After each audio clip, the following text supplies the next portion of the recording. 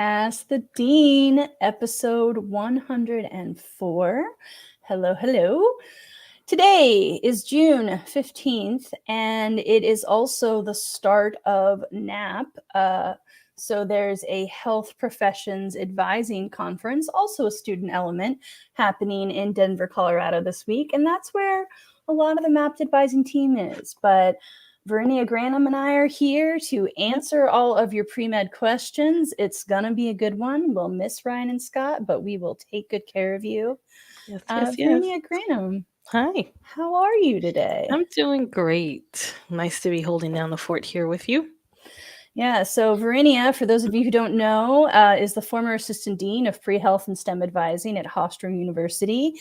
Insert joke about Harvard of Long Island here. How's the weather in the New York metro area? Oh, it's balmy. There's a nice warm breeze, but it's sunny, right? I can't complain. It's nice. It's very nice. And then in case you guys don't know me, I'm Rachel Grubbs. I'm one of the MAP co-founders along with Dr. Ryan Gray, who again is out this week because he's working a conference, but he'll be back next week. And I've been helping pre-meds for more than 20 years. Lots of knowledge about the MCAT and the pre-med process in general. And then I have one other pre-med advisor announcement I want to make. Let me see if I can get my screen share up to show this real quick here. So we've been teasing for a while that there was going to be one more advisor joining our team, and we are ready to make that official. So I'm going to put this up on the screen here. Let me see if I can make that bigger. View slideshow. There you go. So we are super, super thrilled to announce, starting in mid-July, there will be a fifth advisor joining the MAP team. So her name is Courtney Lewis. She's based in Las Cruces, New Mexico. She is currently serving as the director of admissions at Burrell College of Osteopathic Medicine. And that is still currently her role. You know, one of the qualities of people here at MAP is that we tend to care. And Courtney cares a lot about the class of med students that she's helping enter school right now. So she's going to stay with her current school for another month to help wrap up this advising cycle and get those students into their white coats, into their orientation. And then at that point, it'll be a little bit more of a transition and she'll be joining us. And we're just super thrilled. You know, she's got a deep bench of expertise. She'll be able to speak about osteopathic and allopathic medicine, but we'll have that firsthand experience at an osteopathic school. And she comes from, you know, she's lived in lots of parts of the world, but she's lived primarily in areas that are underrepresented, underserved. So from her own personal experiences going through education, and also at her time at Burrell, one of her big missions has been to help put forward more representation. And in fact, during her 5 years at Burrell, she increased minority matriculation to over 20% of the cohorts. So she's going to fit right in. She's completely part of the MAPT Demystify and Democratize mission. I cannot wait for you guys to meet her. She'll be starting Ask the Deans in about a month. It'll be great. That's awesome. So yay, Courtney. And if you're at NAP this week, you'll see her there. Yeah. Yep. All right, I'll remove that. So let's get going. Just a reminder, if you're watching on Facebook, you can type questions and usually we see them. But we do take questions from Facebook and YouTube, and sometimes those YouTube ones come through a little better. So if you're not sure you're being seen, you can always try YouTube. And you know, we tend to not get to everybody, but we'll do what we can. All right. All right. We'll get going. Alma Nieto says, I'm a non-traditional applicant currently working in public health. Should I consider a science class for a recommendation letter, or will my employer's recommendations be enough? Varinia, what do you think? Yeah, this is a tough situation for non-traditional applicants, right, who maybe have been removed from school for a little bit of time and they're not around science faculty, or they have not been in touch with a science faculty member in a long time. Should you consider taking a science class just for a recommendation letter? The short answer is no. I don't think it's something that you need to essentially pay all this money to get a letter for. I mean, if you want to retake a science because you want to and you need that kind of content review, then by all means. But no, you shouldn't have to. You don't have to retake or take a science class just for that letter. And in that case, an employer's letter could be sufficient. You could also reach out to maybe a few of the schools that you're interested in applying to and see how they handle the situation. Sometimes schools understand and they'll say, okay, no, we'll take a letter from, an employer or a public health professor or whatever. But no, I don't, it's not something that I would say, go ahead. Yeah, you have to take a science class to get that letter. Yep. And actually, for anyone else who's maybe not in this position, who's still around science faculty, it's important to maintain those relationships precisely for this type of situation, so that down the road, maybe a year or two from now, when you're thinking of applying, hopefully you've built up a relationship with that faculty member, so that you can reach out to them, keep them updated about what you're doing. So when the time comes to apply, it's not something that you're coming out of the blue to ask for it. So maintain those relationships. Love that. 100% agree. It's something a lot of pre-meds think letters of rec for med school are not like grad school. It's not one letter. It's not something you can scrounge up. Mm-hmm. I mean, not that grad school is easy to get into. I'm not trying to dismiss it, but with pre-meds, you should be starting letters of rec in the sense of thinking about who and building relationships your first or second year as a pre-med. It's a very early thing. And then you just do ongoing conversations. They call it the loose hold, where you touch base over email, once a semester or so, just to keep that relationship going. Absolutely. All right.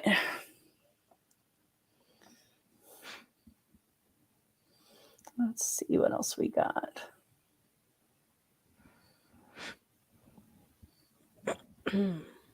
Oh, Ryan. I just saw Ryan typed in. Hey, Courtney, this is Ryan. I'm sorry, I missed that earlier. Okay. Hopefully they're having a good time out there. I saw somewhere it's going to be in the 90s in Colorado. Yeah. Whew. Okay. TMW says, hi, I had to reschedule my MCAT for mid-July due to an emergency surgery. Bummer. I hope you're okay. Should I delay until the next cycle at this point? I know that's late in the cycle. Sad face emoji. What do you think, Varinia? Yeah, I mean, I would probably consider it. Number one, we hope you're doing okay.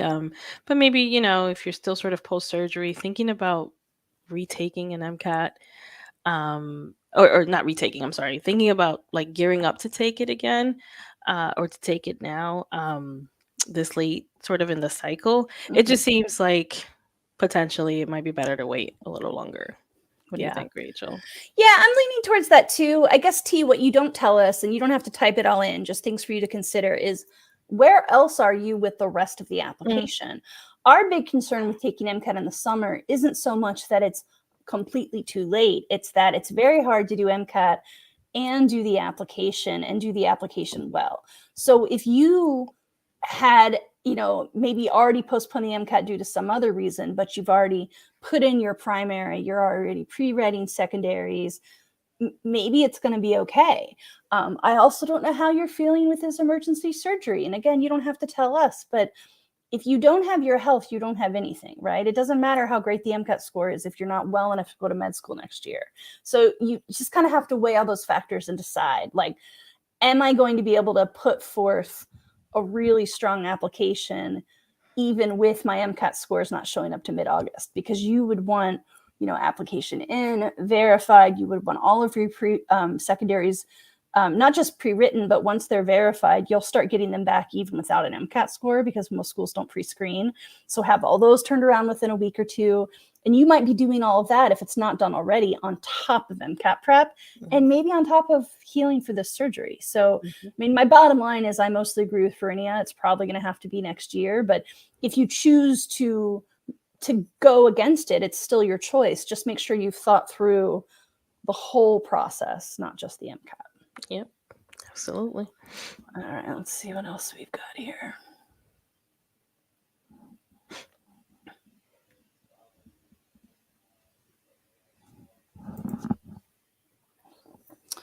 Ahmed says, I've had multiple internships and I attended the 10th and the 11th of the annual conference held where I presented my work.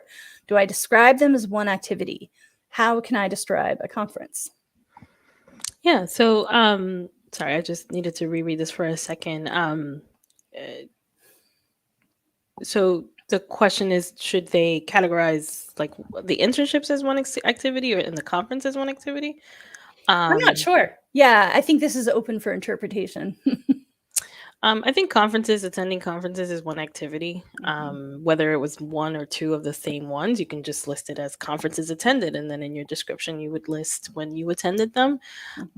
Describing it, we emphasize when you're writing your activity descriptions to write for impact, write to show what was the benefit of this experience for you, what you gained from it, or maybe the impact you had on the experience. But describe a little bit of obviously what the topic was of the conference, but more so let the reader know why was this beneficial for you? Why was this impactful for you?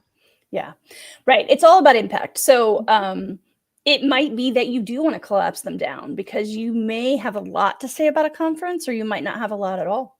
And the way you worded it, it sounds like the conferences are tied to the internships. So if you don't have much to say about the presentations as a conference, maybe it is just a sentence in your internship description. And you can decide that. There's no right or wrong here. I would rather see 11 or 12 killer activities than 15 and feel like you stretched out for fluff. So, not every single activity is going to come with a story. For example, shadowing usually doesn't have stories. It's usually just a list. But don't try to pad it, right? Make it its own activity if there's something worthy there to put. Right. And it looks like the Ahmed added a follow-up comment that it's 2 conferences, but attended in 2 different years. So yeah, you can list it as one, and then in the description state the dates when you attended them. Yeah, that definitely, to me, that doesn't change the question very much. Okay.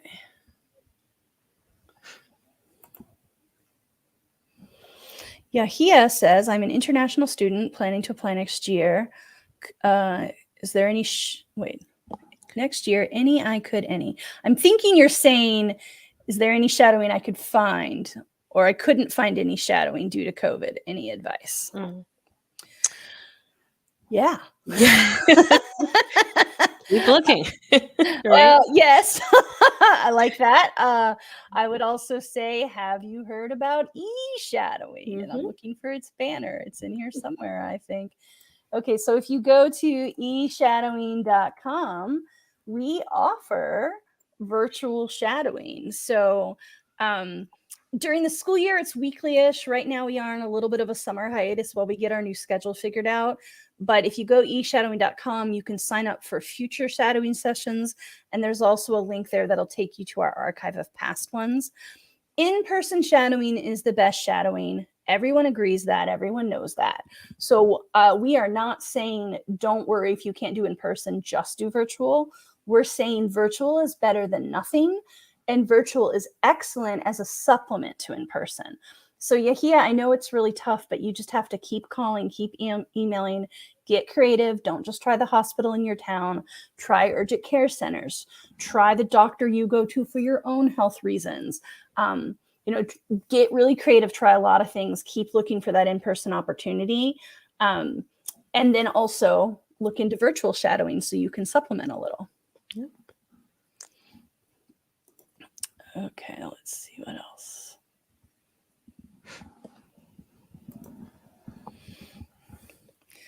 Srija, I hope I'm saying your name correctly. Srija asks, what makes a student's personal statement stand out if their pre-med journey doesn't necessarily have a, quote, theme, end quote, like most do? Well, I'll start by saying not having a theme is a good start. I'm going to think Varinia and I are probably both going to have things to say here, but the big thing I say, and I've been saying every day for the last month while I've helped review personal statements, is the theme of the personal statement is why medicine. You don't need another theme. That's the question they're asking. The question is why medicine? And if you try to do some complicated thing where you talk about how music is like medicine or teaching is like medicine, you're losing the plot. you only get 5,000 characters to talk about your life. You're not going to tell your whole life story. You're just going to tell a couple key moments of your life story that help the reader understand why medicine. Varinia, other thoughts on what makes a personal statement stand out? Yeah, absolutely. So I also wanted to kind of make a little side joke here that the pre-med journey doesn't have a theme other than maybe just stress and anxiety and just trying to make it So there. true. But yeah, just to echo what you were saying, the theme is why medicine and Mhm. you, and why do you want to become a doctor? Why do you want to pursue this career? As far as what makes it stand out, being authentic to yourself, being true to yourself, and really trying to hone in on what it is that's motivating you to keep moving forward. That's what's going to stand out. It's not the accomplishments and the other wonderful, things that you've done. They're going to see that in your application. It's really reflecting on the things that you've done that have made you understand, this in big capital letters. This is why I want to do this. This is why I want to pursue medicine. And that's something that's very personal to everyone. Right. So you just have to kind of figure that part out for yourself and be able to write about it. Yeah, agreed. Yeah. And something I know Dr. Gray often says is common is not cliche. Mm-hmm. So I'm generalizing here. I'm admitting I'm generalizing, but speaking in a general tone, most pre-meds are smart, kind of nervous people. You tend to like science. You tend to like helping people. That's all okay. We love all those qualities.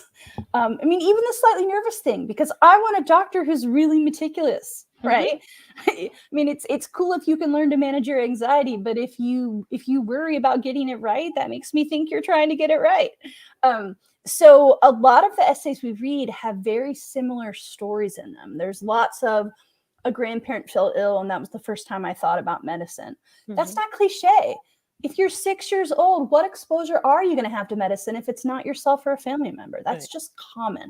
So the standing out for me is when you sound like a real human being, right? Like for me, the exciting essay, like, if I'm reading 10 essays in a row, because I'm doing it not just as I'm not trying to just mimic the AdCom experience. I'm trying to go above and beyond and like really give people feedback.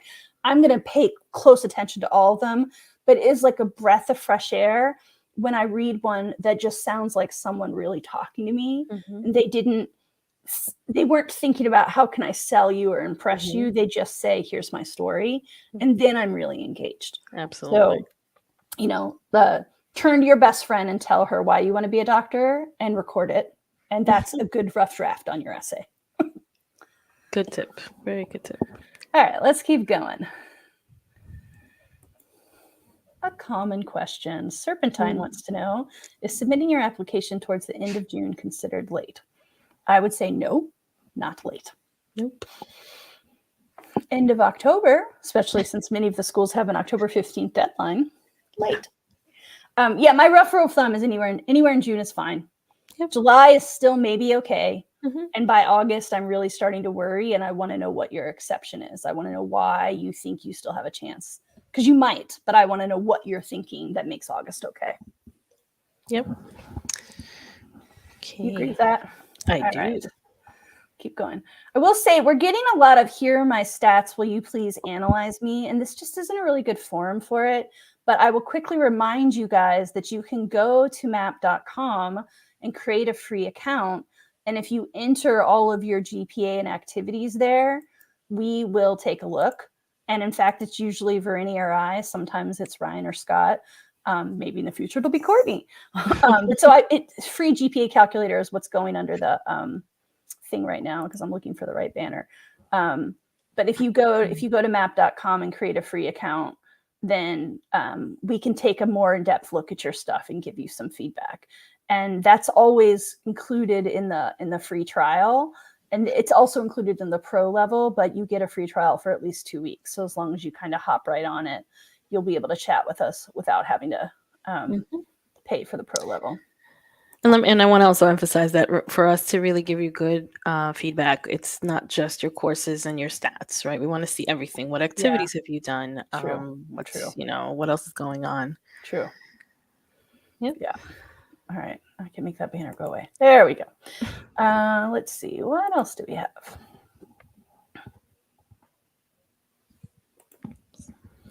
Channy wants to know, is it worth it to do all my prerequisites at a postbac program rather than a local community college? Postbac programs are significantly more costly than community college. True. Yeah. What are your thoughts here, Varinia? Yeah, no, I understand the financial sort of strain of something like this, but generally, especially if you've already completed your degree, you have a bachelor's degree, you want to try to take as many classes as possible on like at the 4-year level. Number one, you'll have access to more upper level science courses than you would on the community college level, and postbac programs have a structure where you're allowed to kind of like bypass certain prerequisites because you're in this program and you're on this particular path. So it's a little bit easier to get through those classes without needing like any other additional prereqs. But so that's the benefit of doing them on the postbac level. But cost is a factor. So I think you have to figure out what's best for your situation. Maybe just do a few at the community college level, maybe some of your intro courses, and then potentially consider the more advanced courses for the 4-year institution level. Yep. Yep. All right. Okay. Different faces. I don't know. Yeah. Just clicked a different one. Let's see. It's tough to manage banners and comments. I found one I wanted, and I'm just looking for it again. All right, here we go. Leanne Sarah says, how do med schools check the number of hours of shadowing and volunteering you have done? Leanne, it kind of looks like this. I trust you. That's it. It's an honor system. Yeah. And in fact, it's good timing because that was a big question at e-shadowing. We were helping students track their hours, and we've recently decided that we're going to just have students track their own because that's what they do for all their other pre-med activities. Yeah. You do put down a contact. You have to put down a contact with a real email and a real number. And I'm sure there are people somewhere who, even if they aren't contacting them, or at least Googling them to see if they're real human beings. So have something. And in fact, if you read the application handbook, somewhere it says, if this is an activity that for some reason has no contact, list yourself, but explain why. But it's very rare that, I mean, if you think about, I think it was at WashU, someone just listed their stats for their incoming class, and it was 158 accepted students, but 8,200 applicants. They're probably not calling all 15 points of contact for all 8,000 plus applicants. So mostly it is honor system. Yeah. And, that's life as a physician, right? Over and over, you're going to have to pass a lot of ethics tests, and some of them will be checked and some of them will be on trust. And, what we've seen is that doctors that tend to not have high ethics eventually get caught. So they're just, and I'm not saying this about you at all, Leanne Sarah, I'm just talking in general terms. Like, there's just an expectation that you're doing the ethical thing. Yep. Okay, I'll switch our cameras again. Let's see.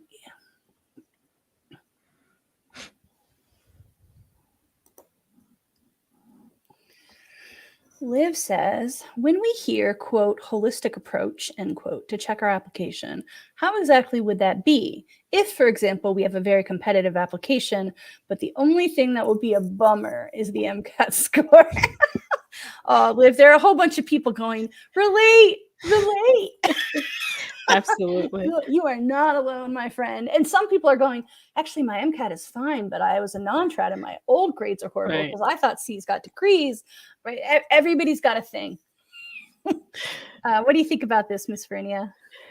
Yeah, so the concept of holistic is, of course, to take into consideration not just the MCAT score, right? That's not the only thing that may potentially rule you out. It's not going to be the one thing that rules you out, essentially. Right. What are the other components of your application? What happened in your academic career that sort of provides a context for everything else that's going on? So even if you have a lower MCAT score, but you've got great activities, you've done really well academically. I mean, it's not, like I said before, it's not the one thing that's going to completely rule you out. There is no magic formula that says, well, she's got, a high GPA, but a low MCAT score. So, the GPA is not going to outweigh that. Again, it's looking at the whole picture. What else have you done? What's your motivation for this? So holistic approach means that. It means looking at everything. Agreed. Yeah, and I guess what I'd add to that is if this were just about stats, the med school application process wouldn't need personal statements, it wouldn't need ECs, and it wouldn't need interviews, right? You guys would just apply and they would sort everybody by numbers and then take the top 158 or however many classes they have, spaces they have in their class, and that would be that, right? So to some degree, you do have to trust that the med schools really are looking not just for stats, but for excellent future physicians who fit their mission. And so much of what makes a physician great can't be quantified in numbers because it's empathy and compassion and dedication and teamwork and cultural sensitivity. And that's part of why essays matter. And it's not, I need to write an essay about my bummer MCAT score. Like, no, just let it stand, right? What you need to do is write some essays about who you are as a human so that they don't just think about you in terms of that number. And I know it's something that Dr. Wright often feels strongly about, so if he were here, he would say, if admissions committee members don't want to be looking at every single applicant regardless of number, then they don't belong in the admissions committee. So there's, in the same way I was just saying a moment ago, there's an expectation of high integrity ethics for future physicians. There's also an expectation of high integrity for ADCOM members. They should be considering everyone. Absolutely. All right, here's a fun one. CAM1CAS11, can I call you Cam? Says, where is the best place to find online accountability / study partners, especially non-trad? And then I saw a little bit of an exchange in the chat that they're currently studying for the MCAT. So the place I would recommend is the Pre-Med Hangout. And I know I have that banner. I just made it. Where'd it go? So Pre-Med Hangout is the Facebook group that Dr. Gray started. Gosh, it's maybe been 10 years now. Here we go. So premedhangout.com, it'll just forward you to a Facebook group. It is a private group. It's quite large. There's like 18,000 members. You do have to answer some screening questions. Every day I turn away dozens of people who think they can just click want to join and don't realize that I'm really reading those questions. So answer the questions, read the group rules, check the boxes, and then we'll let you in. And even though it's 18,000, a lot of people use hashtags and topics to make it smaller. And I just saw a post the other day that was people starting to study for the January MCAT, and they're already forming study groups. And I know there are people in there who are still studying for July, August, September MCATs. So, there's a big enough group that you're always going to be able to find a small handful of people whose story matches yours if you just go post in there and use some hashtags to narrow down the topics. So come join us. And that's a great place to find study buddies for not just MCAT, but any test, any subject. Yep. All right. Let's see what else.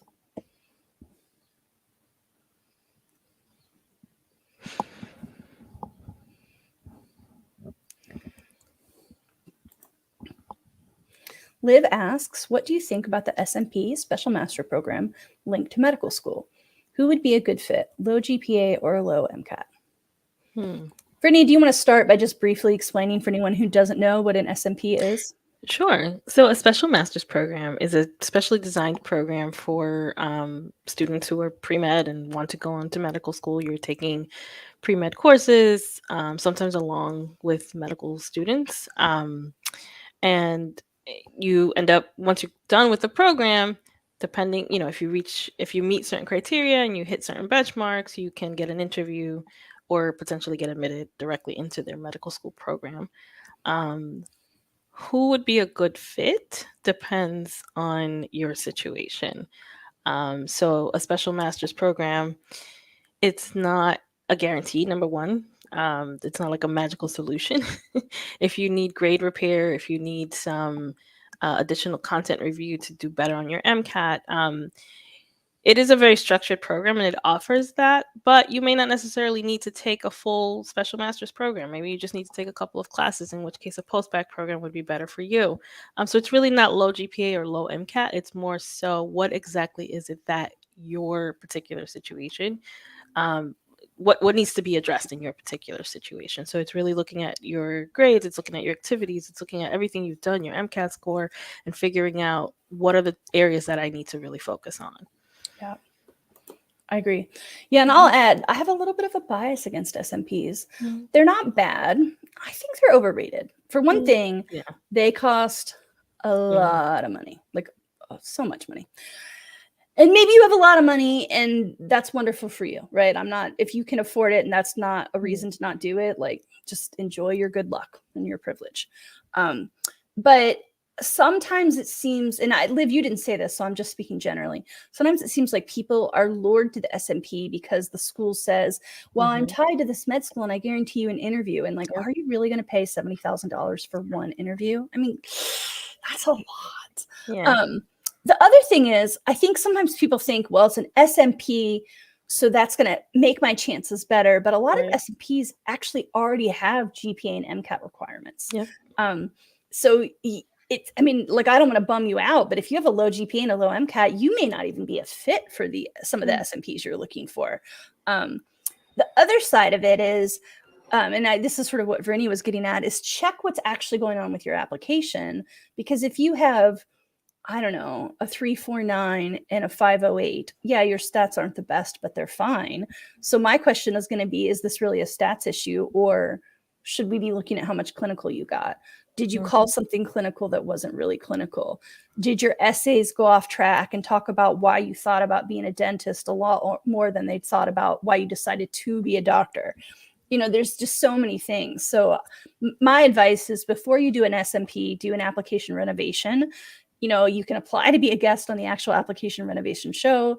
You can sign up for one privately with us. I also think you don't have to pay, right? If you watch a bunch of the application renovation videos, then Dr. Gray shares enough of that general advice that you can then just take a scrutinize your own application and make some own decisions. So I'm not saying SMP bad. I'm saying proceed with caution. Yeah. Good. All right. Driston T, special shout out to Dr. Wright. We love Dr. Wright. We miss him today.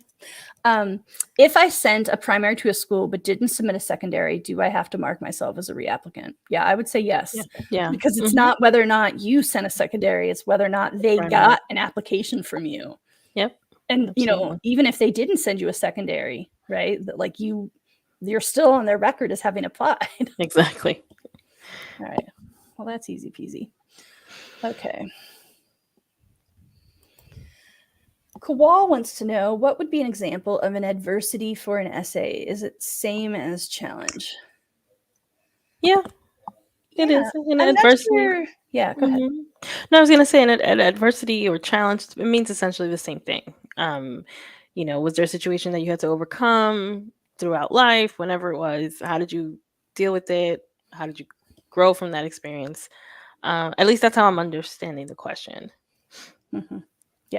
Yeah, I wasn't sure. I was like, are they asking to clarify something we asked before? I wasn't sure on the context of that one. But it sounds like you were able to pick it up. Okay. David Jones, I'm sure you get lots of jokes about your locker at the bottom of the sea. I am taking my MCAT on Friday and plan to submit my app next week. I still have to take the CASPA. When would you suggest is the latest date to take the exam so my app doesn't fall behind? And I think by the context of this, you mean CASPA exam, right? Because it sounds like your MCAT is set. It's happening in 2 days. Yeah, I think so. Yeah. Typically, we say CASPA should be part of the secondary experience. So I don't think you are falling behind. You're taking your MCAT Friday. You said you're submitting your app next week. Those are 2 huge accomplishments. What I advise is, after you do those, you allow yourself 24 or 48 hours to just kick back, right? Just enjoy that giant milestone. And then sit up, get into gear, schedule your CASPA. In fact, you may even want to schedule your CASPA now because the dates are kind of limited. you can worry about preparing for it later because there's not that much prep. And then start pre-writing those secondaries. That's so important. So that by the time your app gets verified, you're ready to turn those secondaries around. Yeah, absolutely. Okay. Let's see what else we've got here. Tamari wants to know, if I've matriculated in med school to Europe, would I need to get my transcript or just mark that I've matriculated? So the short answer is, please go read the handbook for the application service, because the answer varies a little for AMCAS versus AACOMAS versus TMDSAS. And anytime we're dealing with international stuff, there's an insane amount of nuance. And I'm always afraid if I give you the answer from memory, you're going to take it as gospel. Please go read the handbook. Just Google AMCAS 2023, student handbook, student guide, applicant guide, or go into Mapped. It's saved there. I will say from memory, I'm pretty sure that most international coursework does not require transcripts, with the big exception of med schools. So I think you're in a case where you're going to need to get your transcript. But again, please check me on that. Okay. Georgie, I'm working on the COVID-19 essay. May I talk about the positive impact in terms of self-growth and helping people as a frontline worker? I feel that the essay wants me to address challenges only. Yeah, this is a good question. This has been coming up now that students are filling out their applications. I've read a few that actually took this approach because they felt like they were not personally impacted. In fact, they felt motivated to do something because so much was happening at that time. And so they took this approach of, figuring out a way to get in there and help out.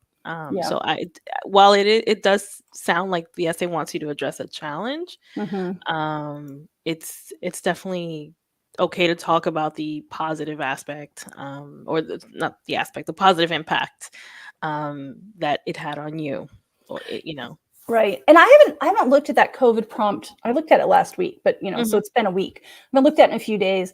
I think it says something like, how did COVID-19 impact your journey to med school? So I don't think it actually says positive or negative. It just wants to know if it impacted your journey to med school. So I think a lot of people are internalizing that as, I got kicked out of my dorm, or my classes went to online, or I couldn't get letters of rec because my courses were online and my professors said they would do letters of rec. Right. But it could be. I started doing more volunteering, and it just confirmed my desire to be a physician. It, like all essays, it needs to be authentic. When you read hundreds of thousands of them every year, you get a real good nose for, this is a true story versus this is a story I think you want to read. So I'm not now suddenly saying everyone should turn their COVID-19 essay into a clinical 2.0 essay, right? Right. No, I'm just saying, if that's your particular journey, I think you can talk about it. And there are some questions. They give examples of, things like, did you have to leave your dorm? Did you have to, those types of things? If that happened, then sure, write about that. Yeah. Okay. All right, cool. Let's see.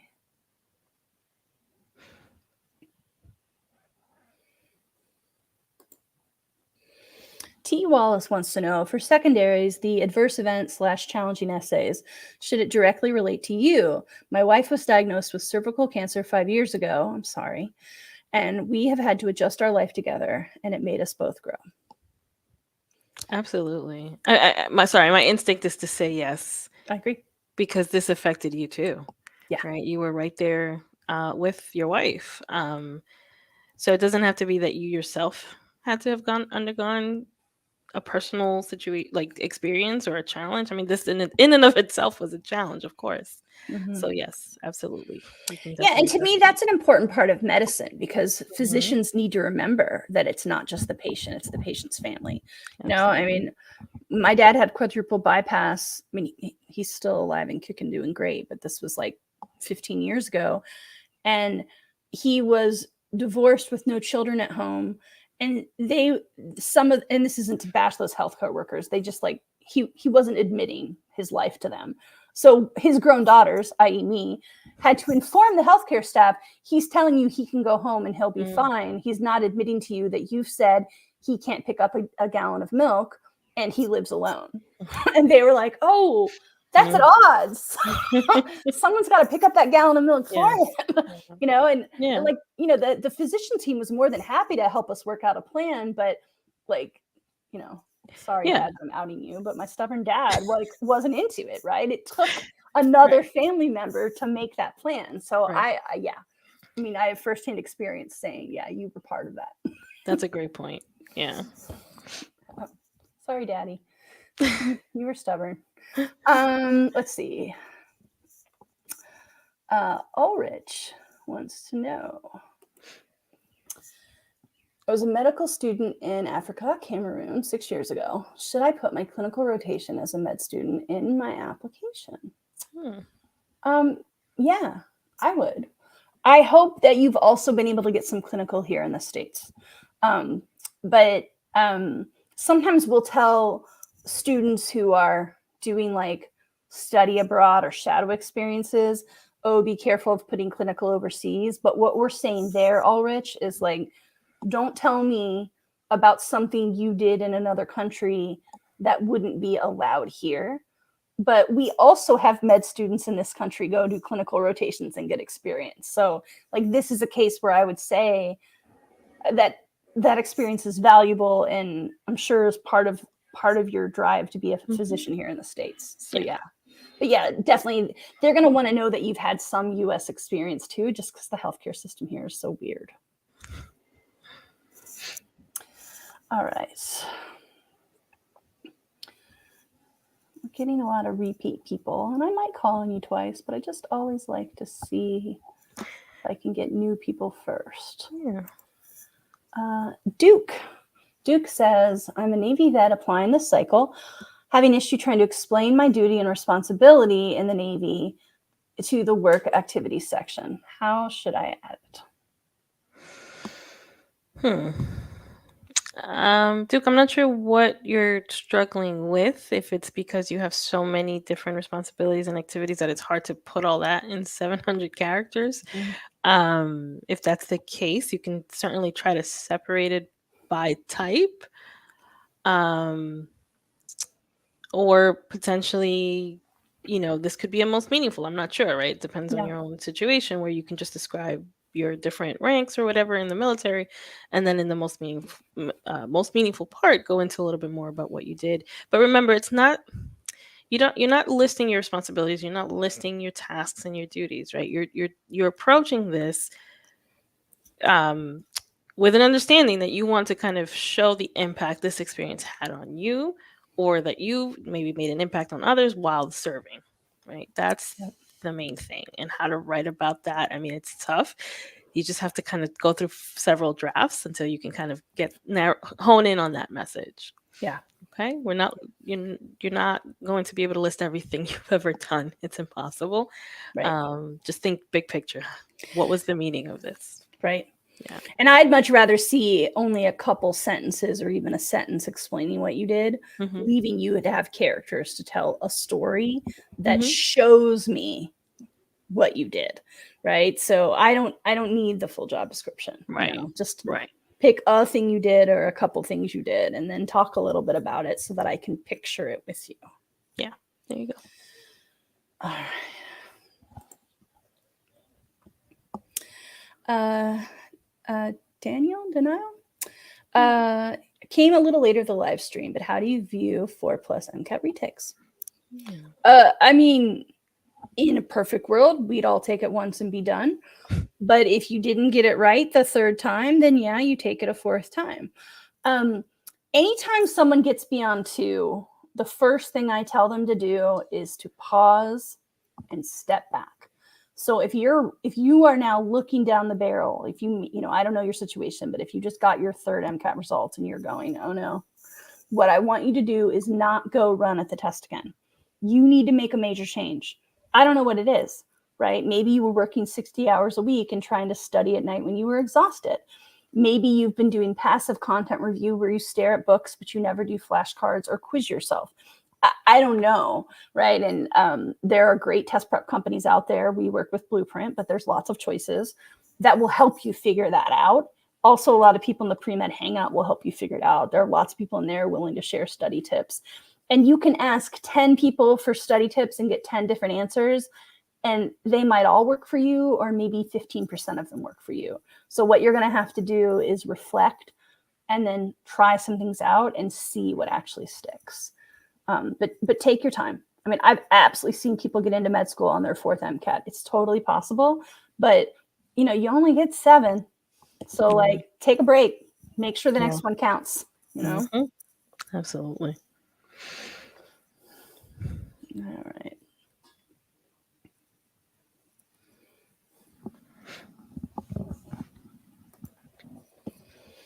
Our friend McKenna recently got a job as a fitness instructor. I saw that on your Insta, although it might have been on your Finsta. I don't know. I get to be on both. Anyway, she says I should not try to link the district back to med. Correct. Yes. Thank you, McKenna. Yes. Yeah, and obviously fitness is part of health, but being a fitness instructor is not the same as practicing medicine. So you can just list it as a great thing you do, to earn money, to manage your own stress, to manage your own health, to help give back to health. There's a million reasons that it's great to be a fitness instructor. You don't have to tie it to medicine, and I agree with you. You should not try. Yeah. That's a force. Congrats on what is that? Your 7th job? This woman works a lot. That's awesome. Let's see. Execration? Cute little white puppy says, if I'm applying next cycle, would schools see all my senior grades and activities? Well, we don't know what year you're in. So I guess maybe you're saying you're applying as a junior. Right. You're a sophomore now. You think you're going to apply as a junior? That's probably what you're asking me.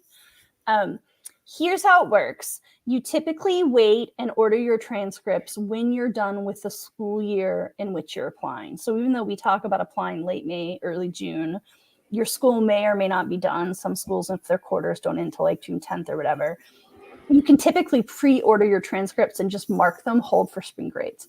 So schools are going to look at you with whatever grades you have, for better or worse, based on the time you apply. Now, they will ask you what courses you're planning to take. And especially if some of those are pre-medical requisites, you better take them and you better get good grades, because they'll make their admissions decision based on what you've submitted, but they can withdraw acceptances if you don't continue to meet their standards. I hope that helps answer what you're looking at. Yeah.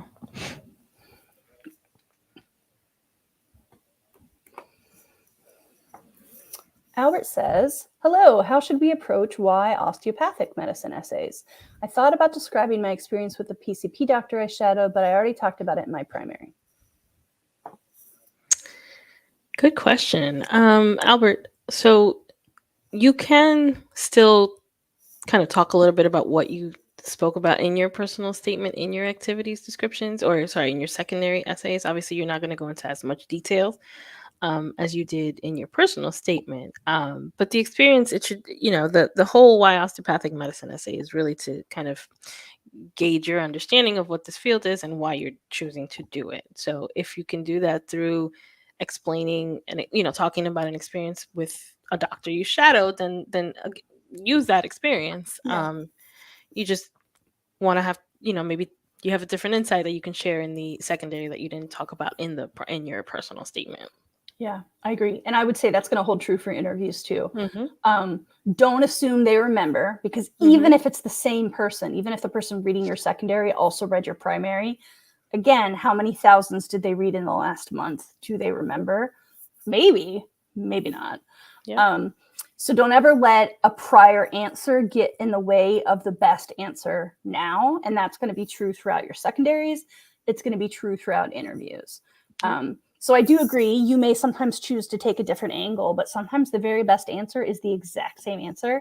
And I wouldn't even do the like I said in my primary, right. That personally doesn't bother me, one, because I have a tendency to do that. I tend to if I know I'm repeating myself, I tend to want to sort of call it out. Mhm. But some people read that as passive aggressive, like, oh, I guess I'll tell you again. So like, avoid the temptation. I have it too, but like, just answer the question. Yeah. And then, I mean, there's a tiny possibility that someone's going to go, oh yeah, no, I read that in your primary. I was hoping you'd tell me a different thing. And then I guess you think quick, right? But I bet you 1 out of 1,000 times is the most that would happen. Yeah. Right? Like, it's just, Yeah. I mean, when I read second round essays for students I'm helping, I go back and reread their Yeah, essays. I Because have even to. if I did it Mhm. 4 days ago, I already don't remember who said what. Exactly. So I'm like, oh, you know, if I got to see student A's round 2 essays, I need to go reread her round 1 essays and see what we talked about. So I don't think they remember. Okay, it's 1:53, so we're getting close here to the end. We have time for a couple more. Sure. Kyle asks, do high grades on high rigor classes make up for low grades in general science courses? This sounds like someone who got a lot of a college admissions advising and is hoping the college admissions help applies to med school admissions. Yeah. I'm sorry, Kyle, it doesn't really work that way. I mean, you're kind of like halfway there. What do you think, Varinia? No, I agree with you. I mean, you have to show consistency across the board. We do talk a lot about having an upward trend, and sometimes this is essentially what happens. You don't perform very well in your intro courses, but somehow you pick it up, you turn it around, and you do better in your upper level courses. So it depends on what that trend looks like. It depends on, did you get a D or an F, and now you got a C? Like, it's not. That's better, but it's not quite as good as, say, going from a C to an A. So it really, it doesn't make up for it. You still want to try to show some consistency, but if you've somehow managed to pull out an A, I should emphasize though, you do have to retake any pre-med prereq that you got a C- in or lower. Yeah. So if you're below a C- or a C- or lower, then you do have to retake those. Yeah. But a C, from a C to an A, potentially. Yeah, and I agree with everything you said. And students sometimes get confused about prereqs versus just science courses. So like, and you said general science courses, so you might have meant that as a euphemism. But for that year of bio, the 2 years of chem, the semester of biochem, the year of writing, any other course that a med school says this is a required course for you to apply. If you got a C- or lower, you're going to have to retake it because they're going to read a C- as an F. Versus if you get a D in art, well, that's a bummer, but you don't have to retake that art class because it's not required for med school. So definitely keep that in mind. But then mostly what you're trying to do here is it's not so much about what's this number, what course makes up for what. Med school's really hard. Like you do biochem typically in 15 weeks in undergrad, and you do it in about 2 weeks at med school. So science is as hard as or harder than undergrad and lightning fast. So what they want to know is, can you handle academic rigor? So it's not so much about did this grade make up for this grade. It's if you had a rough time a few years ago, but I can look at your last 4 or 5 semesters and see that over and over, you've proved that you can take really rigorous science classes and crush them. Then I will feel confident that you are ready to handle the even harder rigor of med school. That's what you're trying to prove.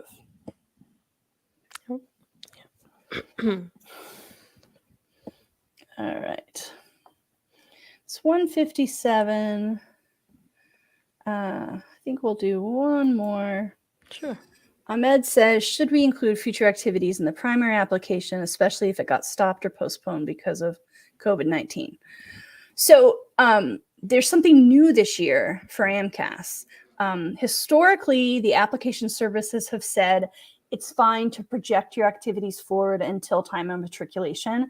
Most USA med schools start in like July or August. So typically, if you're applying in May 2022, you could list an activity up until August 2023.